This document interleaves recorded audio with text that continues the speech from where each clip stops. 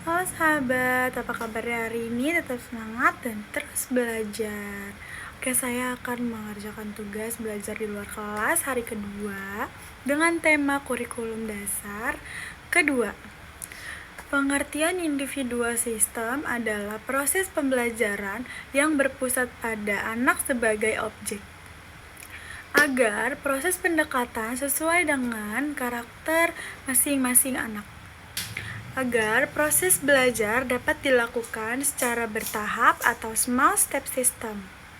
Peran guru sebagai motivator dan peran anak sebagai yang memiliki hak untuk bermain dan belajar.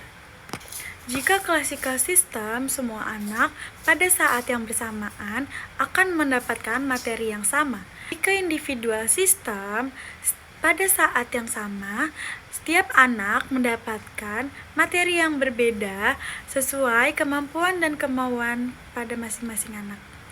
Yang pertama adalah motivator harus mempelajari dan mengenal karakter setiap anak didiknya.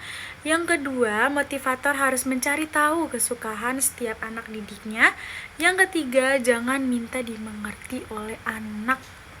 Semangat anak semakin menggelora, serta memfasilitasi memberikan kegiatan bermain sambil belajar yang sesuai dengan kemampuan anak.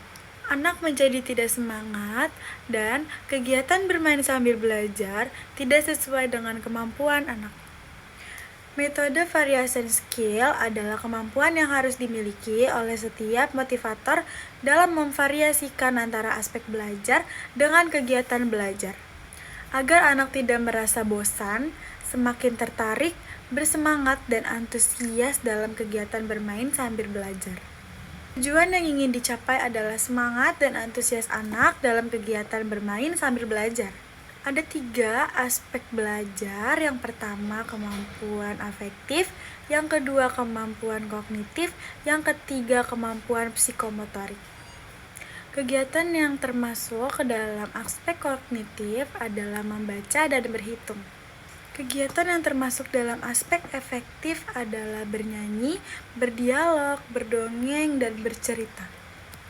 Sebelumnya, pada aspek psikomotorik terbagi menjadi 2, yaitu motorik halus dan motorik kasar. Kegiatan yang termasuk dalam motorik kasar adalah menangkap, melempar, dan menari. Untuk kegiatan pada motorik halus seperti mewarnai, menarik garis, dan menulis. Dengan cara menghindari kegiatan dalam satu aspek berturut-turut kecuali anak menyukai kegiatan tersebut. Caranya dengan menggabungkan 3 aspek yang berbeda. Contohnya seperti berdialog, lalu membaca, dan selanjutnya menulis. The law of effect adalah ketika kita mengulang suatu kegiatan yang menyenangkan, maka akibatnya akan diulang. Contohnya, ketika motivator membimbing anak dengan cara yang menyenangkan, maka anak akan senang mengulang kembali kegiatan bermain sambil belajar.